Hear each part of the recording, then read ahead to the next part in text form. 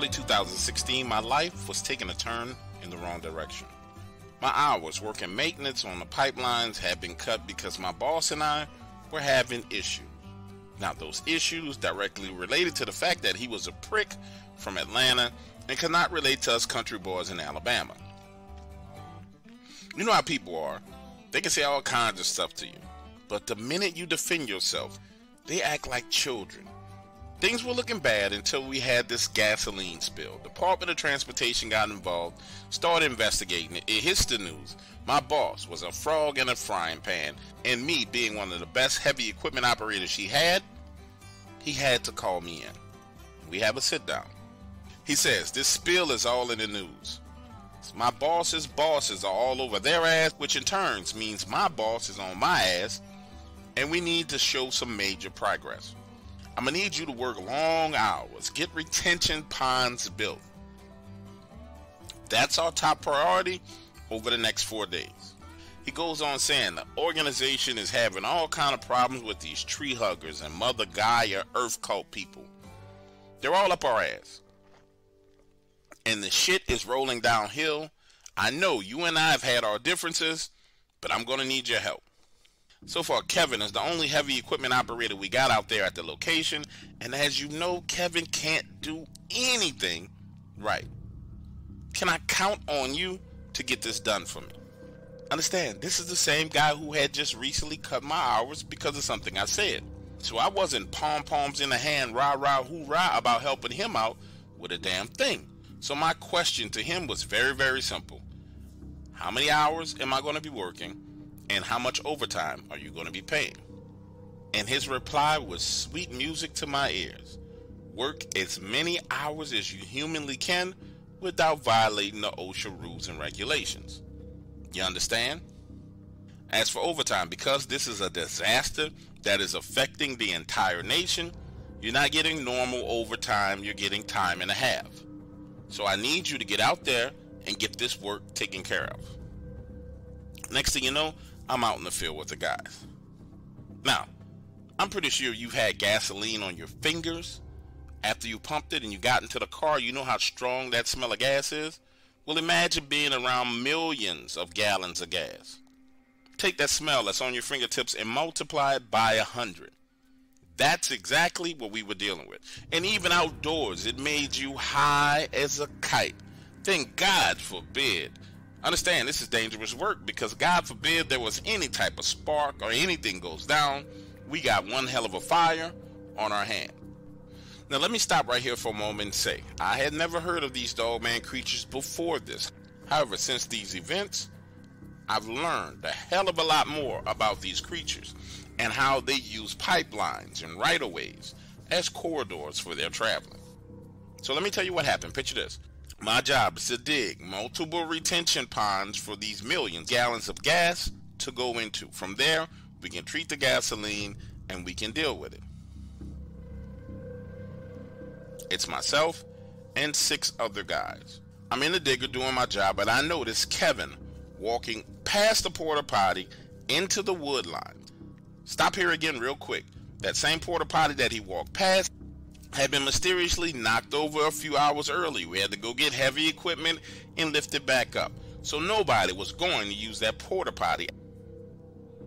So I see him headed over into the wood lines to take a leak. Understand, it's dark outside, but we have generators and we have lights. The lights are around the perimeter of the work site, backed up against the edge of the tree line. So when he goes beyond the lights, it's pitch black. Like I said, I noticed him heading that way, but I continue to do my work.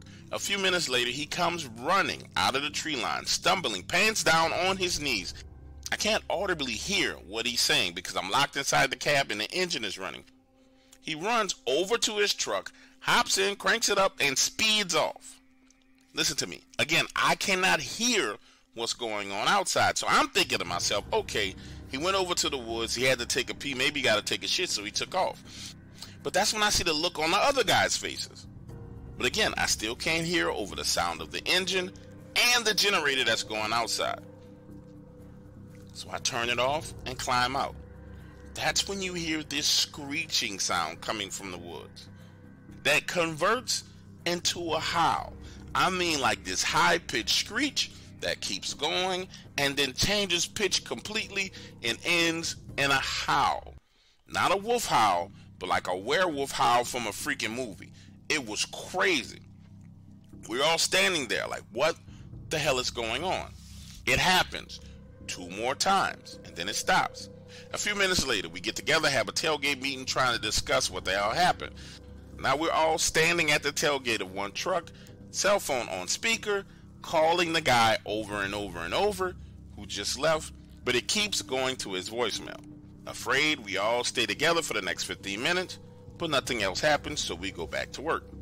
Listen to me, my hours have been severely cut, so everyone is leaving. It's 5:15 a.m., the next crew comes at 7 a.m., but I need the hour. So I take a break, hop in my truck, and lay the seat back. My plan was to get 3 hours of sleep and then go back to work. So now, I'm there, all alone, in a truck, it's running, I'm sleeping, door locked. Listen to me, I wake up at 6:45 a.m., just scared, I mean frightened out of my mind, eyes wide open, looking left and right. I wasn't having any nightmares, I wasn't having any dreams. Now, listen to me, I'm not even sure why I even woke up this way. I can't even confirm to you that I heard something or I smelled something or something touched my vehicle. But I just remember waking up deathly afraid. Like everything inside my spirit and my soul was afraid. And again, I'm not one of those people who has dreams or nightmares. When I go to sleep, it's just pure darkness and sleep. And you know how it is when you first wake up from your sleep, you open your eyes, sometimes you got crust in your eyes, but most of the time your vision is slightly blurred. Well, that didn't happen. I popped straight up, eyes wide open, seeing everything around me. The sun wasn't even all the way up yet, but there was a little bit of light outside. Now, it's important that I phrase this to you correctly, because again, I had just woken up out of my sleep. But like I said, I was completely terrified. I believe I saw this wolf walking on 2 legs right next to the porta potty over there by the tree. It walks up to the porta potty, sniffs it, bumps it, stands there for about 30 seconds, then walks into the woods. Now, over the years since this has happened, I've thought about this 1,000 times. I can confirm a couple of things. I didn't hear anything. There was no shaking of my truck. I just woke up with my eyes wide open. Can't explain how that happened. Can't explain why it happened. The only thought I have on it at all, just maybe, what was going on around me at that moment in time was so terrifying, so frightening, that my subconscious mind felt something freaky and weird was going on, triggered my conscious mind, my eyes opened, and I saw it. That's the only thing I can think of. And now I'm pretty sure you're saying to yourself, okay, dude, you guys heard something in the middle of the night, you was brave enough to stay out there, you went to sleep, and then you had a nightmare. That's all it was to it. It's a nightmare. I tried to tell myself the same thing. But here's what you don't know. While I was sitting there, eyes bucked wide open, I saw this thing, bumped the porta potty, walk into the woods. I cracked the window just to make sure I was awake. The smell of gas hit my nose. I remember the smell of the gas. I wasn't asleep. So now I'm driving. I know what I saw was real, but I didn't want to deal with it. Mentally, I didn't want to deal with that kind of shit. You can call it fight or flight. You can call it whatever you want. But I just needed to get away. But what I do know is what I saw was taller than the freaking porta potty. And I just couldn't mentally deal with that. So I decided to go get me something to eat, put some food in my stomach. That's when my boss calls me, asking me where I'm at. I'll tell him I'm getting a bite to eat. He tells me he needs me back at the site because the first guy who left last night had an accident. Truck was run off the road and he hit a tree. Remember, I haven't had any sleep other than the sleep I got in the truck. So I tell my boss, look, I'm going to get some coffee in me, some more food in my system, and I'll get back out there. Now I finish my breakfast, head back over there, and get to work. After about 4 or 5 hours pass, my eyes are getting heavy, and it's at the point where it's dangerous for me to be operating any kind of equipment around any human being because I'm falling asleep. So I take a break, head to the truck, try and get some shut-eye. My plan was to sleep until 5 p.m. The night crew came at 6:45 p.m. So let's sleep to 5, get up about 6, the night crew should be there, and I'm back to work.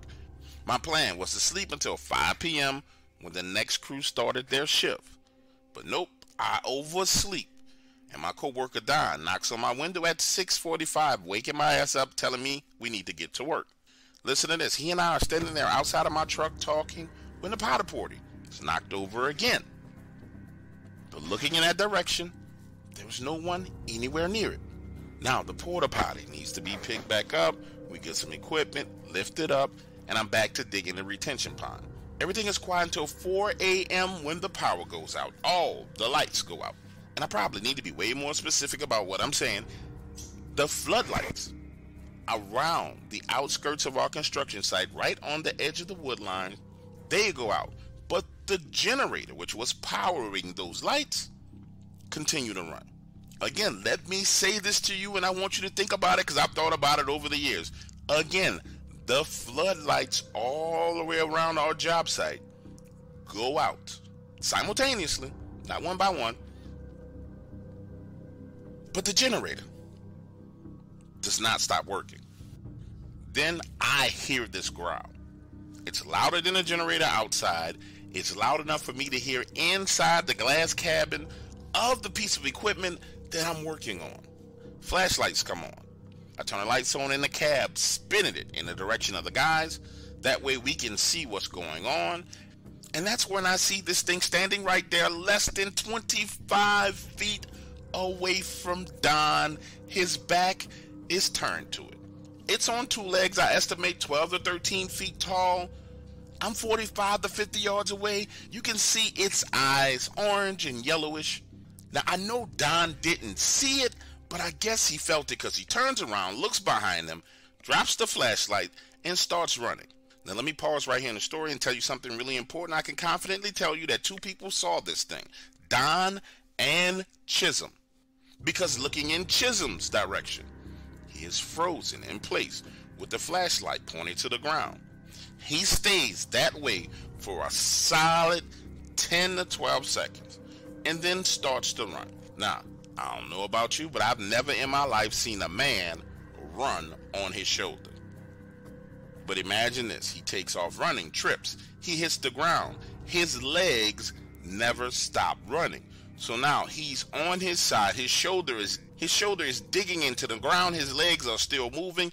I don't even remember this man pushing his hands down to the ground to stand back up, but somehow Chisholm got vertical and took off running.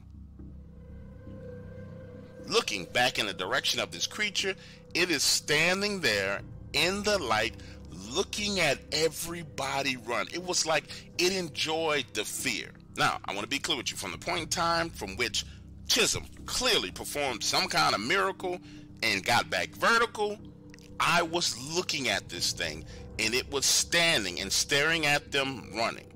Didn't take my eyes off of it. And when I tell you that this creature was fast, this thing was fast. You have to understand, I have the equivalent of 2 headlights on the front of my vehicle. It is casting this wide beam of light going far left and far right. Let me tell you something. This thing turns its shoulder slightly, and then it takes off like the freaking Roadrunner. You know how in the cartoon the Roadrunner would plant his feet, dig in, and then take off? Well, that's what it did. You see it shift this weight, leaning back on these freaky, huge dog-looking legs. Then it takes a leaping step. Remember, I have that entire area lit up. Lights from left to right. That leaping step darts it from the center of my lights to the edge of where the light shines. And the next motion it made, I didn't see it. It was just gone. I saw it go from the center of the light, like it skipped over to the far right, and then I just didn't see it anymore. Understand, every man on this job site saw this. And guess what we did? Every man on this job site left. Now it's 5:15, 5:20 in the morning. My boss is calling me. One of the guys from the other crew that's supposed to work the daytime gets there and finds that no one's there, the generator's running, the lights are off. My boss is fussing at me, and I'm like, listen, boss, you're going to need to get some security out here because we got a problem. He presses me saying, look, what kind of problem you got? What you talking about? And I know it sounds crazy, but I tell him, listen, boss, it's a werewolf. Now, telling him this, I felt absolutely crazy and insane, but the only words to describe what I saw was a freaking werewolf. So I say, boss, we had a werewolf out there. Now, I'm expecting him to be mad, cursing and screaming, you know, get your ass back out there to work, quit fucking playing games. But no, surprised the living hell out of me, he simply says, okay, no problem. He says, okay, no problem. Listen to me. I'm headed that way, but I need you to go back out there and be there with the guy who's currently on the job site. Are you listening to what I'm saying to you?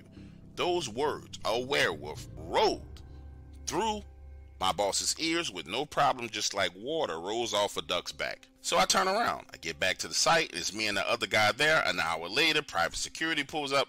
We talking about dudes in all black, tag vests, sunshades, and rifles. My boss pulls up, asking me to come over to his truck and explain to him what happened. I go through the entire story.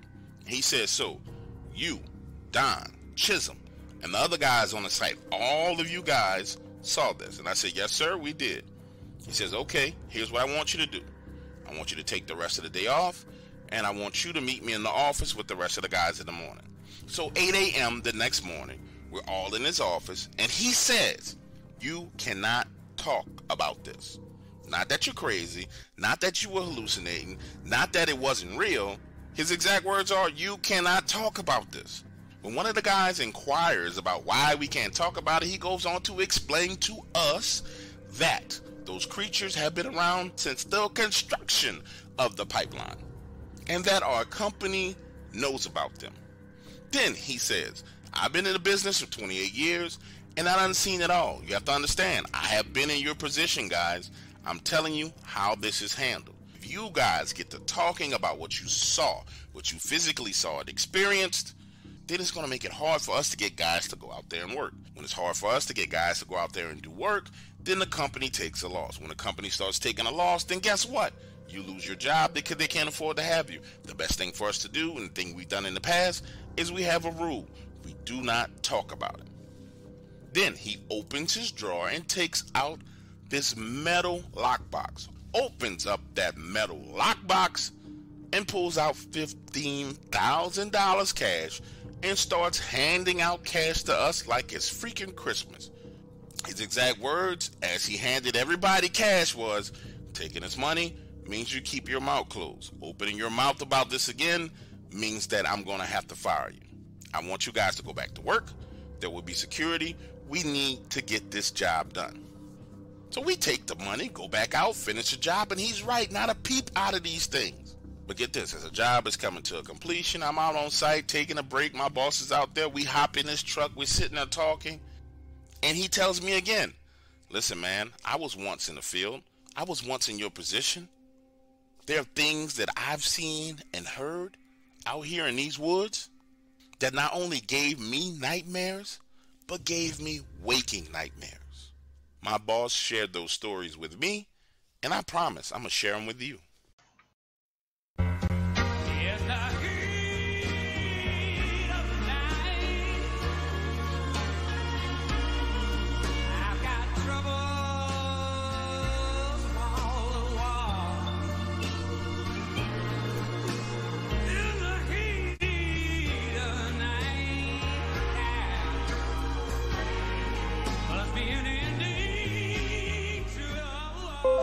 So back when this happened, I had no clue what this thing was. It was the early 80s, and reruns of In the Heat of the Night were playing constantly on TV. I was 12 years old, and every time that show came on, I knew it was time for me to fall asleep. Day in and day out after school, I would come home, do my homework, eat dinner. My mom would force me to get into bed. She allowed me to have the TV on, but for the most part, before this show came on, I was either asleep or in the process of falling asleep. Now, in order to understand how this went down, you need to understand how my room was set up. My bed was up against the wall by the door. My TV was on top of this kind of Chester stand that was right next to the window. I didn't like having the curtains open, so typically I would close the curtains at night before I went to bed. This particular night, my mom prepares dinner a little bit later than normal, which in turn leaves me up a little bit later than normal. I'm laying in bed and then the heat of the night comes on. It's one of those TV openings that you can never ever forget. And really for the first time, I make it past the intro song. I'm laying there watching TV and I notice something move outside of my window. Can't fully make it out because the light is off in the room and the TV is bright, but I can definitely see movement by my window. And now in the area I grew up in Mississippi, there was plenty of open land, so it wasn't like I had a neighbor right next door to me that would be peeking through my window. The show was halfway over and it cuts to a commercial and I see the movement again. Now I'm thinking, who the hell is outside my window? So I get up, I walk over to close the curtains. When I get right next to the TV where the light from it is no longer shining in my eyes, now I realize I'm face to face with some type of creature. It looked like a gigantic Doberman pinscher. Its nose is pressed up against my window. Its ears are long and they're twitching. And this thing is sniffing. My eyes lock with its eyes and it starts licking the window. Now, at first I just thought someone's Doberman pinscher was at my window licking it. And then I realized that our house was up on stilts. We lived in a floodplain. If there was a dog outside my window, its head should not be up that high. But at the same time, this thing didn't seem threatening whatsoever. So I hurry up out of my room, I go find my dad, and I say, hey dad, we got a big dog outside the window. Literally the minute my dad walks into my bedroom door, I hear him say, holy shit. He runs to his closet, grabs his shotgun, and goes outside of the house. I hear him shoot 2 shots, and then he comes running back in and locks the door. I tell him, Dad, that was just a dog, a Doberman pinscher. He looks at me and says, son, I don't know what that was, but that wasn't a dog. And that night I sleep in the bedroom with him and my mom. The next morning before I go to school, he takes me outside and we walk around the side of the house.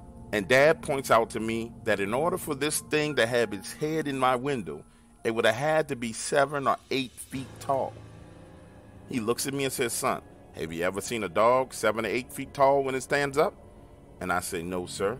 He said, that wasn't a Doberman pinscher, and I want you to keep your curtains closed that night. Now, that was the only time I ever saw this creature. But every night, before the sun went down, I made sure I closed my curtain.